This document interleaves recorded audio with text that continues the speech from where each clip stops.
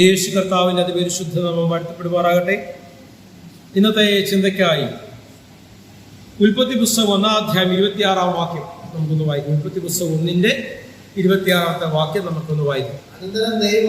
അനന്തരം ദൈവം നാം നമ്മുടെ സ്വരൂപത്തിൽ നമ്മുടെ സാദൃശ്യത്തിൽ മനുഷ്യനെ ഉണ്ടാക്കും. അവർ സമുദ്രത്തിലുള്ള മത്സ്യത്തിന്റെ മേലും ആകാശത്തിലുള്ള പർവ്വജാതികളുടെ മേലും മൃഗങ്ങളുടെ മേലും സർവഭൂമിയുടെ മേലും ഭൂമിയിലിഴയുന്ന എല്ലാ ഇഴജാതികളുടെ മേലും വാഴട്ടെ എന്ന് കൽപ്പിച്ചു. എന്തിനാ മനുഷ്യനെ സൃഷ്ടിച്ചത്? സകലത്തെയും വാഴ. എന്തിനാ സൃഷ്ടിച്ച്? സകലത്തെയും വാഴ. ഒന്ന് പേടിച്ച് ഭയന്നിരിക്കുന്ന ഒരു അനുഭവം നിങ്ങൾക്കുണ്ടെങ്കിൽ, മനസ്സിന്റെ ബലം കുറഞ്ഞു പോയ തലങ്ങളുണ്ടെങ്കിൽ അത് പൊട്ടിമാറട്ടെ. നിങ്ങളെ ദൈവം സൃഷ്ടിച്ചിരിക്കുന്ന വാഴുവാനാണ്. അവിടെ കുരുക്ക് ഇവിടെ കുരുക്ക്, എന്നെ കാണുന്ന ബുദ്ധിപൂർവമായി ഇനിയ മേഖലയിൽ കുരുക്കുന്നു. ഇനിയ മണ്ഡലങ്ങളിൽ ചില കളികൾ വരുന്നു. നിന്നെ കുരുക്കുന്നവൻ എന്തോ ചെയ്യണമെന്നുള്ള തമ്പുരാൻ നിശ്ചയിച്ചു കേട്ടോ. നിങ്ങൾ അതോർത്ത് ബോധേടാകണം. കാരണം നിന്നെ ഈ ഭൂമിയിലാക്കി വെച്ചിരിക്കുന്നതിനെ വാഴാൻ എനിക്ക് പിന്നിൽ വലിയ സംവിധാനങ്ങളില്ല, വേണ്ടെന്നേ. നിന്നെ ആക്കി വെച്ചിരിക്കുന്നത് വാഴുവാനാണ്. മനസ്സിലാക്കുന്ന കർത്താവിനെ സ്തുതിച്ചാട്ട്.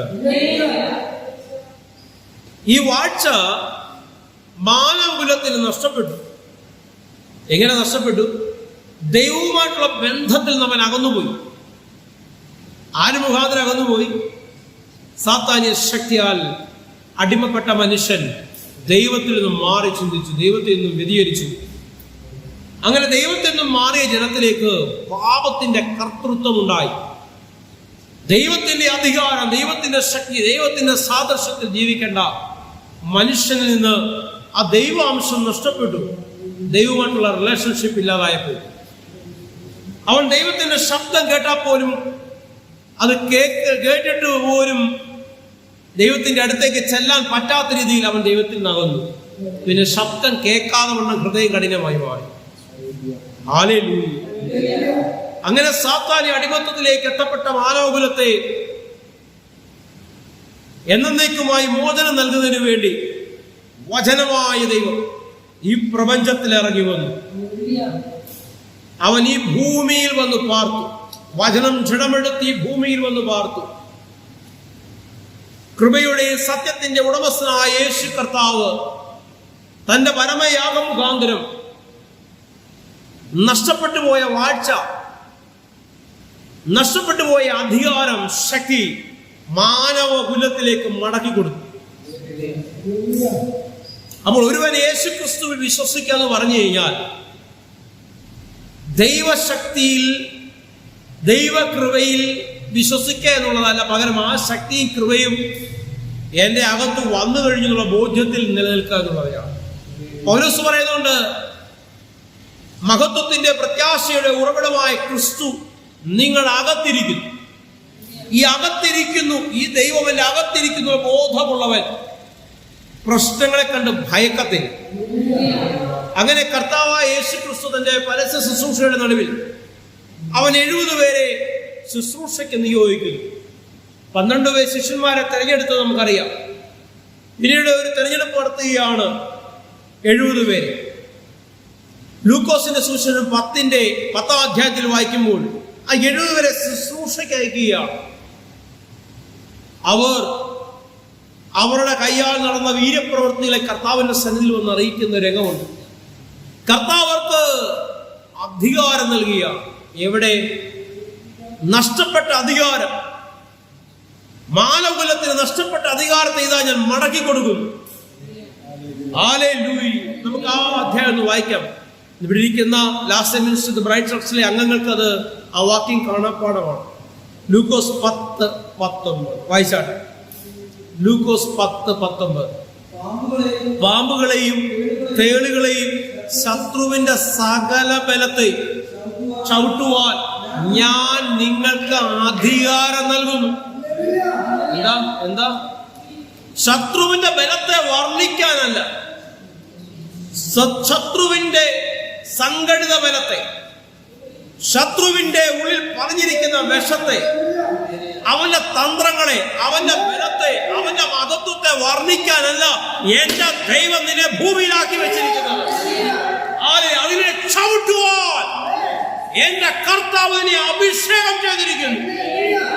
മനസ്സിലാകുന്നുണ്ടോ? ശത്രു വരുന്നെന്ന് പറഞ്ഞു പേടിച്ചോടാനല്ല, ശത്രുവിന്റെ ബലത്തെ കെടുത്തിക്കളയുന്ന ദൈവശക്തി വിശ്വസിച്ചാൽ നീ വാഴുന്നവനായി മാറും. പവർ ആൻഡ് അതോറിറ്റി, ശക്തിയും അധികാരവും നിന്റെ അകത്തേക്ക് എന്റെ ദൈവം സപ്ലൈ ചെയ്തിരിക്കുക. എന്താണ് വാഴണമെങ്കിൽ എന്തുണ്ടാകണം? പവർ ആൻഡ് അതോറിറ്റി, ശക്തിയും അധികാരവും ഉണ്ടാകണം. ശക്തി ഉള്ളത് കൊണ്ട് മാത്രം വാഴ്ച നടക്കില്ല, അധികാരം വേണം അല്ലേ? എനിക്ക് വലിയ ഹോൾഡൊന്നുമില്ല, വേണ്ടതേ സ്വർഗത്തിന്റെ അധികാരം നിന്റെ മേലിരിക്കുക. ഹല്ലേലൂയ. ആ അധികാരം നിന്നിൽ ഉള്ളത്തോളം കാലം നിന്നെ ഒരു ശക്തിക്ക് തകർക്കാൻ കഴിയത്തില്ല. ഗൂഢമായി വലിയ പദ്ധതികളിട്ട് നിന്നെ തകർത്ത് തരിപ്പണമാക്കാൻ, നീ ചെയ്യുന്ന പ്രവൃത്തി മണ്ഡലങ്ങളെ തകർത്ത് കളയുവാൻ ദുഷ്ടൻ പദ്ധതിയിടുന്നു. ആ അറിയിപ്പ് നിനക്ക് ലഭിച്ചാൽ നീ ബേജാറാകേണ്ട കാര്യമില്ല, ടെൻഷൻ അടിക്കേണ്ട കാര്യമില്ല. കാരണം മരണത്തെ ജയിച്ചവൻ, പാതാള ഗോപുരങ്ങളെ തകർത്തവൻ, ഹല്ലേലൂയ, നിനക്കു വേണ്ടി എനിക്കു വേണ്ടി അവസാന രക്തം വരെ ഊറ്റിത്തന്നവൻ എവിടെ ഇരിക്കുന്നു?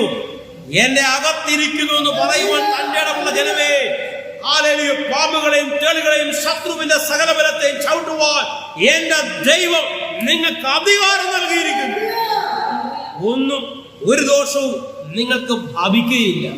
ഏതാണ്ടൊക്കെ വരുമെന്നോർത്ത് പേടിച്ചിരിക്കുന്നവരെ, അയ്യോ അവിടുന്ന് ഇവിടുന്ന് എനിക്കെതിരെ ദോഷകരമായ ചില നീക്കങ്ങളുണ്ട്. നോ, ഒരു ദോഷവും ഒരു ബാധയും നിന്റെ കൂടാരത്തിന്റെ മേൽ അടിക്കത്തില്ലെന്ന് ബോധ്യമുള്ളവർ കരങ്ങളെ തട്ടി ദൈവത്തെ സ്തുതിച്ചാട്ട്.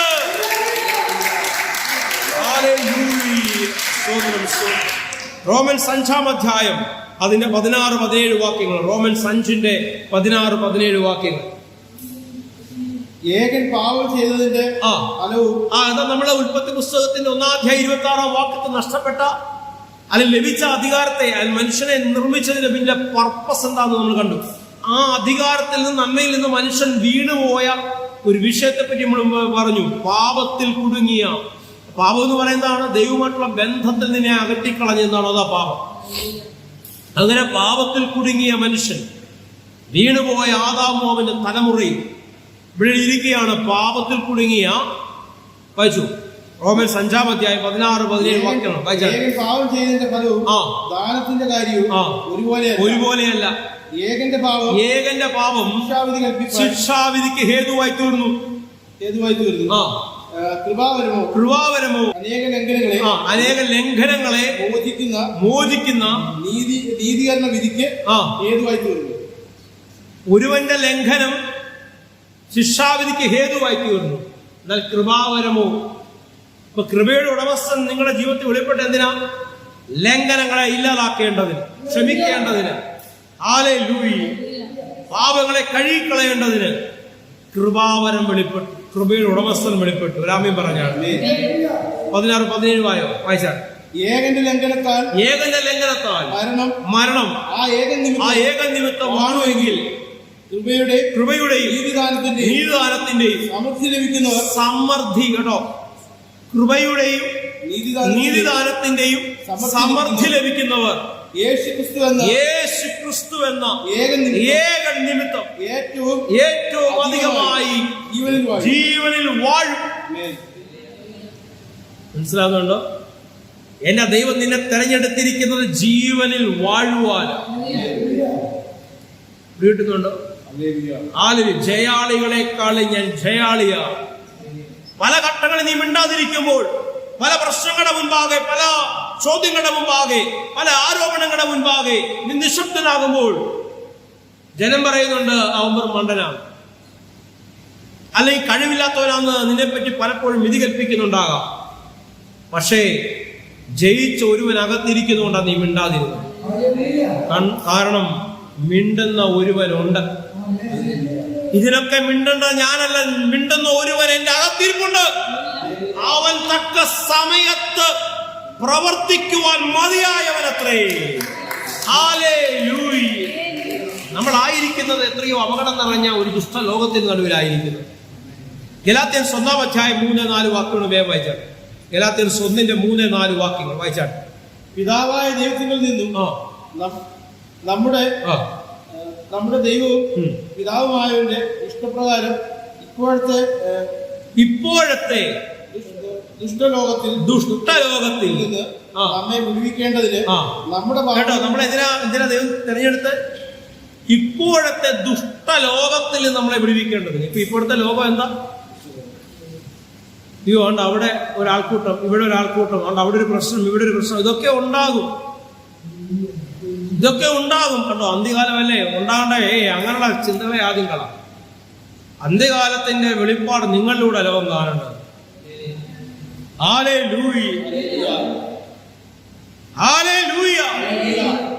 ദുഷ്ടത പ്രവർത്തിക്കുന്നവരെ, നീതികെട്ടവരെ അവർക്ക് മോചനം കൊടുക്കുവാൻ ഈ അന്ത്യകാലത്ത് ദൈവം നിങ്ങളെ തിരഞ്ഞെടുത്തിരിക്കുന്നു. കണ്ടോ, ഇന്നതിന്റെ അടയാളം കണ്ടോ, ഇന്നതിന്റെ ലക്ഷണം കണ്ടോ. ചിലരൊക്കെ പോകത്തുള്ളൂ അങ്ങോട്ട്. ഈ ചിലരെ മാത്രം കൊണ്ടുവന്ന പരിപാടിയല്ല ദൈവജനം. വിശ്വസിക്കുന്ന സകലർക്കും ഇത് നീതിയായി പരിണമിക്കും. കേട്ടോ, വിശ്വസിക്കുന്ന സകലർക്കും, മദ്യത്തിന്റെ, മയക്കുമരുന്നിന്റെയും ലഹരികൾക്കും അടിമപ്പെട്ട വ്യക്തികൾക്ക് മോചനം കൊടുക്കുവാൻ എന്റെ ദൈവം നിങ്ങളെ അഭിഷേകം ചെയ്തിരിക്കുകയാണ്. നിങ്ങളിലൂടെ അത് വെളിപ്പെടേണ്ടതുണ്ട്. ചുറ്റുപാടുമുള്ളവർ നശിച്ചു പോകുന്ന കണ്ട് മിണ്ടാതിരിക്കാനല്ല, അവരെ മോചിപ്പിക്കേണ്ട ദൗത്യം നിങ്ങൾക്കുണ്ട്. സ്തോത്രം. ചേർന്ന് കർത്താവിനെ ശക്തിയോടെ സ്തുതിച്ചാണ്. അപ്പൊ ദുഷ്ടലോകത്തിൽ നിന്നും മോചനം ലഭിക്കേണ്ടതിന് എന്റെ ദൈവം പദ്ധതിയിട്ട് നിങ്ങളെ ആക്കി വെച്ചിരിക്കുക. നിങ്ങൾക്ക് മോചനം ലഭിച്ചുവെങ്കിൽ മറ്റുള്ളവർക്കും എന്തുണ്ടാകണം? മോചനം കൊടുക്കുവാൻ നിങ്ങൾ ബാധ്യസ്ഥരാണ്. ഓക്കെ, ആ വാക്യത്തിൽ തുടർന്ന് വായിക്കാൻ മുന്നോട്ട് പോകണ്ട. എബ്രായർ 10-ാം അധ്യായം അതിന്റെ 19 മുതൽ 23 വരെയുള്ള വാക്കുകൾ വായിച്ചാൽ. എബ്രായർ 10-ന്റെ 19 മുതൽ 23 വരെയുള്ള വാക്കുകൾ വേഗം വായിച്ചാൽ. 10-ാം അധ്യായം 19 മുതൽ 23 വരെയുള്ള വാക്ക്. അതുകൊണ്ട് സഹോദരന്മാരെ യേശു തന്റെ ദേഹമെന്ന തിരുശൈലിയിൽ കൂടി നമുക്ക് പ്രതിഷ്ഠിച്ച ജീവനുള്ള പുതുവഴിയായി തന്റെ രക്തത്താൽ വിശുദ്ധ മന്ദിരത്തിലേക്കുള്ള പ്രവേശനത്തിന് ധൈര്യവും ദേവാലയത്തിന്മേൽ മഹാപുരോഹിതരും നമുക്കുള്ളതുകൊണ്ട് നാം ദുർമനസാക്ഷി നീങ്ങുമാറ് ഹൃദയങ്ങളിൽ തളിക്കപ്പെട്ടവരും ശുദ്ധവെള്ളത്താൽ കഴുകപ്പെട്ടവരുമാകുന്നു. വിശ്വാസത്തിന്റെ രക്തം കൊണ്ട് തളിക്കപ്പെട്ട് ശുദ്ധവെള്ളത്തിൽ കഴുകപ്പെട്ട ജനമേ, വലിയൊരു ദൗത്യം ദൈവം നിങ്ങൾക്ക് തന്നിരിക്കുക. ആദ്യം ആ ദൗത്യം തിരിച്ചറിഞ്ഞ് ധൈര്യത്തോടെ കൃപാസിംഹാസനത്തിലേക്ക് കടന്നു വരിക. ഹല്ലേലൂയ. വായിച്ചാൽ. ശുദ്ധവെള്ളത്താൽ ശരീരം കഴുകപ്പെട്ടവരുമായി വിശ്വാസത്തിന്റെ പൂർണ്ണ നിശ്ചയം പ്രാപിച്ച് പരമാർത്ഥ ഹൃദയത്തോടെ അടുത്ത് ചെല്ലുക. എങ്ങനെ ചെല്ലേണ്ടത്? ഹല്ലേലൂയ. എബ്രായർ 4-ാം അധ്യായം 12-13 വാക്കുകൾ വായിക്കുക. എബ്രായർ 4:12-13. എബ്രായർ 4:12-13 വായിച്ചാണ്. ദൈവത്തിന്റെ വചനം ജീവനും ചൈതന്യവുമുള്ള ഇരുവായ്ത്തലയുള്ള ഏതു വാളിനേക്കാളും മൂർച്ചയേറിയത്. ദൈവവചനം എന്താണ്? ഇരുവായ്ത്തല ഉള്ള ഏതു വാളിനേക്കാളും മൂർച്ചയേറിയതും പ്രാണനെയും സന്ധിമജ്ജകളെയും വേർപിടിക്കും വരെ തുളച്ചു ചെല്ലുന്നതും ഹൃദയത്തിലെ ചിന്തനകളെ ഭാവങ്ങളെയും വിവേചിക്കുന്നതുമാകുന്നു. അവന് മറഞ്ഞിരിക്കുന്ന ഒന്നുമില്ല. സകലവും അവന്റെ കണ്ണിന് നഗ്നവും മലർന്നതുമായി കിടക്കുന്നു. അവനുമായിട്ടാകുന്നു നമുക്ക് കാര്യമുള്ളത്. അവിടെ എന്തൊക്കെയോ നീക്കങ്ങൾ നടക്കുന്നുണ്ട്. നീ അതിനെ ചൊല്ലി ബേജാറാകണ്ടെന്നേ, ടെൻഷൻ അടിക്കണ്ടെന്നേ. സകല രഹസ്യങ്ങളെ അറിയുന്ന ഒരുവൻ നിനക്ക് വേണ്ടി പ്രവർത്തിക്കുന്നു. ഹല്ലേലൂയ. അവന് മറഞ്ഞിരിക്കുന്ന ഒരു കാര്യവുമില്ല. അവനുമായിട്ട് അത്രേ എനിക്കും നിങ്ങൾക്കും ഇടപാടുള്ളത്. കേട്ടുന്നുണ്ടോ? ഈ ദുഷ്ടലോകത്തിൽ നടക്കുന്ന വിഷയങ്ങളിലേക്ക്, പ്രശ്നങ്ങളിലേക്ക് നീ ഫോക്കസ് ചെയ്യണ്ട. ആ വിഷയങ്ങളും പ്രശ്നങ്ങളിലുള്ളവരെ അതിൽ നിന്ന് മോചിപ്പിക്കുവാൻ വേണ്ടി നീ പ്രാർത്ഥിച്ച് ദൈവസന്നിധിയിൽ നിൽക്കുക. ആര് നിന്റെ കൂടെ ഉണ്ടോ, ആര് കൂടില്ലയോ, ആര് പരിഹസിക്കുന്നുണ്ടോ, നിന്ദിക്കുന്നുണ്ടോ, പുകഴ്ത്തുന്നുണ്ടോ, ഇതൊന്നും നിന്റെ വിഷയമേ അല്ല. എന്റെ ദൈവം എന്നെ ആക്കി വെച്ചിരിക്കുന്നത് സകലത്തെയും വാഴുവാനാണ്. അതിനുവേണ്ടി ആ ദൈവിക പ്രസൻസിൽ മുന്നോട്ട് മൂവ് ചെയ്യുക, മുന്നോട്ട് മൂവ് ചെയ്യുക. നിന്റെ മുന്നോട്ടുള്ള ചലനത്തിന് തടസ്സമായി നിൽക്കുന്ന എല്ലാ ചിന്തകളെയും കാഴ്ചപ്പാടുകളെയും യേശു ക്രിസ്തുവിന്റെ നാമത്തിൽ ഞാൻ ഫൽസിക്കുകയാണ്. ഹൃദയം സ്വതന്ത്രമാകട്ടെ, ധൈര്യം കൊണ്ട് നിറയട്ടെ. കണ്ണുകളയ്ക്കാൻ പ്രാർത്ഥിക്കാം. മരുമനാഥ, പ്രിയപിതാവേ, കർത്താവ്, ഇന്ന് വചനം കേട്ട സകലരെയും അങ്ങയുടെ സന്നിധി താഴ്ത്തി ഏൽപ്പിക്കുന്നു. ഇന്റർനെറ്റ് മുഖാന്തരം എന്നെ ശ്രദ്ധിച്ചുകൊണ്ടിരിക്കുന്നവരുടെ ജീവിതത്തിൽ ശക്തമായ വിടുതലുകൾ ഉണ്ടാകും. ക്രിസ്തു മുഖാന്തരമുള്ള വിടുതൽ സകലരുടെ മേലും ഒന്ന് വാഴട്ടെ. വാഴ്ചയുടെയും അധികാരത്തിന്റെയും അടയാളമായി സകലരും മാറും. സ്വർഗത്തിന്റെ കരം ചലിക്കുന്നതിനെ ഓർത്ത് സ്തോത്രം. തമ്പുരാന്റെ അധികാരമുള്ള നാമത്തിൽ തന്നെ. ഹല്ലേലൂയ. ലാസ്റ്റ് മിനിസ്റ്റർ ബ്രൈറ്റ് ചർച്ചിന്റെ പ്ലാറ്റ്ഫോമിൽ നിന്നുകൊണ്ട് വിളിച്ചു പറയുന്നു, വാഴുവാൻ എന്റെ ദൈവം നിങ്ങളെ തെരഞ്ഞെടുത്തിരിക്കുകയാണ്. ആമേൻ, ആമേൻ, ആമേൻ.